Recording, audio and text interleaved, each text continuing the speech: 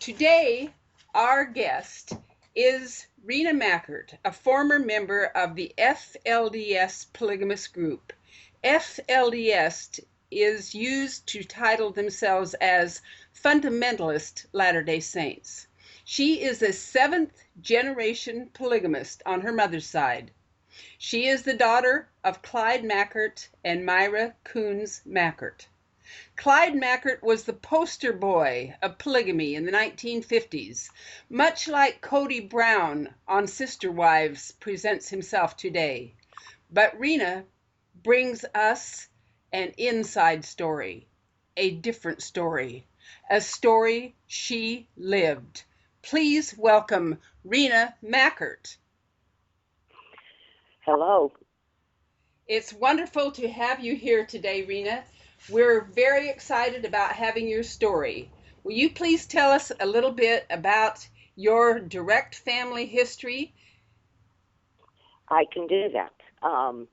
When I was a small child, I had hepatitis, and my grandmother helped me, was there for me during my recovery. At that time, she'd rock me in her rocking chair and stroke my hair and tell me that I was polygamy's royalty. I grew up believing that that was just Grandma's way of telling me that I was special. But when I started to do some research on my family history, I found out exactly why Grandma said that. The history of my family's involvement on mother's side goes back to the inception of the Mormon Church. They have been at the forefront of every issue involving polygamy, and in every intervention, every prosecution, and every persecution since the formation of the Church of Jesus Christ of Latter-day Saints. Now, that's over 175 years. The Church of Jesus Christ of Latter-day Saints abandoned polygamy in 1890 with the Manifesto. Is that correct? It did. It did. However, the members of the church were told that they just needed to do this so that the Mormon Church would not be completely taken apart. The federal government was going to come in and seize all of the church property, and so this manifesto came out, and the members of the church didn't believe it because it didn't start with "Thus saith the Lord." Instead, this began, "To whom it may concern." The church continued to perform marriages of plural wives to men in the temples, and it wasn't until 1906 that they started cracking down after another threat from the government, and the church members were sent to colonize in different areas. Some went up to Canada, and some went to Mexico. You mean the fundamentalist church members that hung on to polygamy, because the mainstream church divided, didn't it? It did. It did at that point. After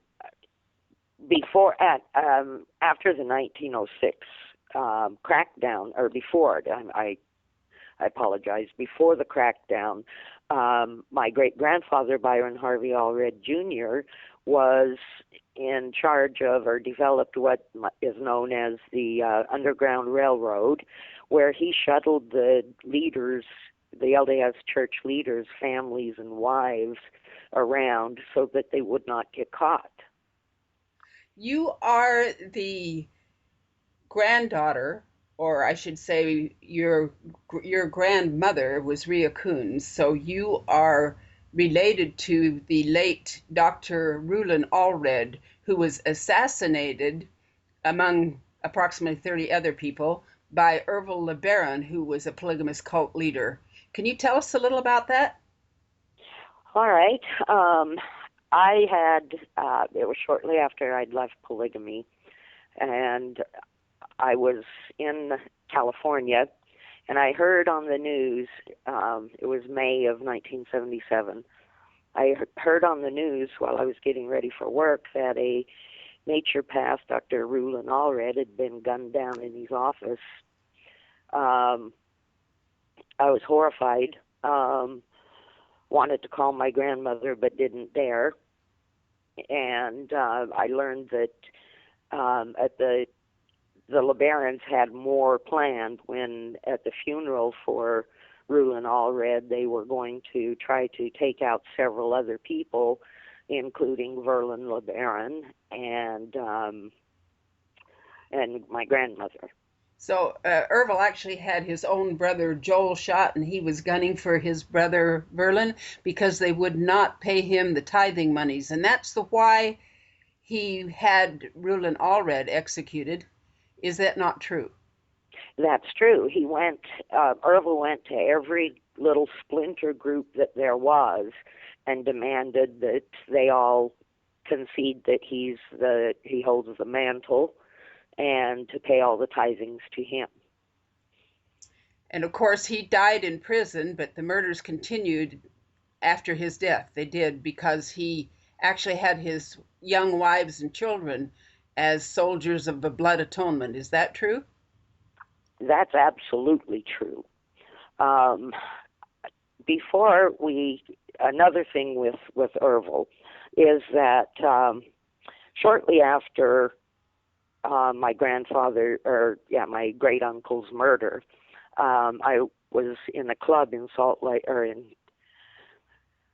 in California, and these men walked in and approached me and called me Rowena, which is my given name.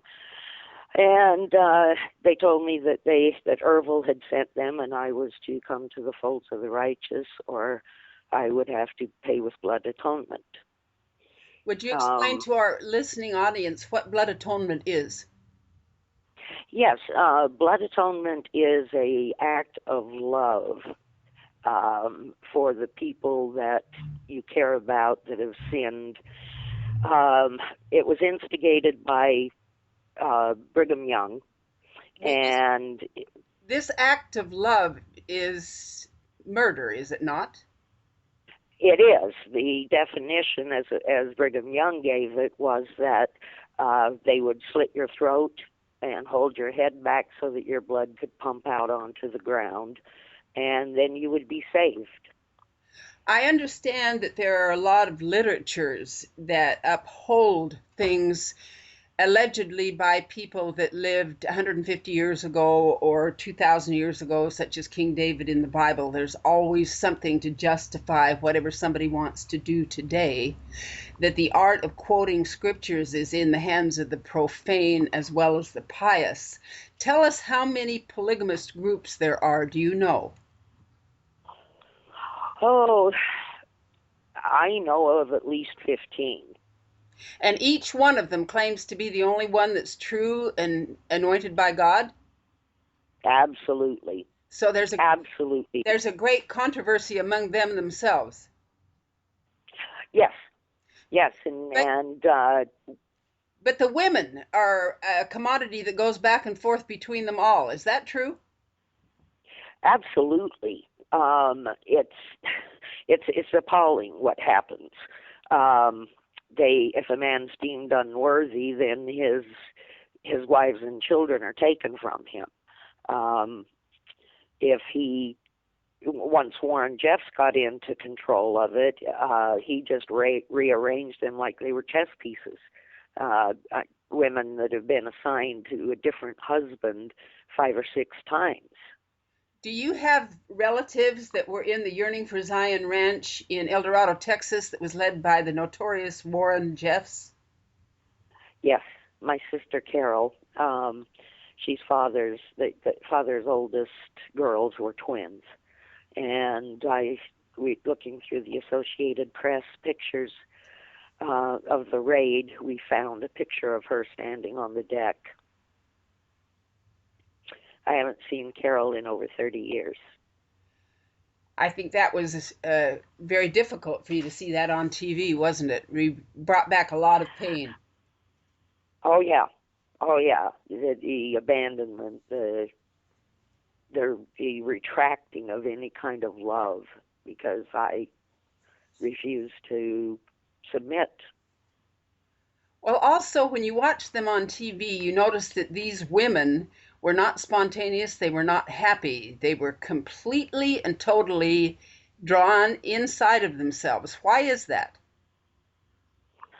Because from very, very young, uh, the father, it's his duty to break that child and get rid of any willful tendencies to disobey or anything else. I mean, it's beaten into them, and then when they reach the age of marriage, which is appalling in the fact. I mean, we know of a 9-year-old being married, and but you take all of that and it's very, very harmful. So the blind obedience is a commandment. Yes. Then, then they, By the time you get married, I know when I got married, it was like a knife went through my heart, and I lost that spark. because you forfeit your mind and your body and your will to your husband Yep, and your soul. and your soul. Our guest today is Rena Tolman, who actually was born and raised in a polygamous cult. She is here to tell us her personal experience. Rena, would you tell us about your childhood? I realize that in the 1950s, your father was touted as the poster boy of polygamy. Will you tell us about the reality?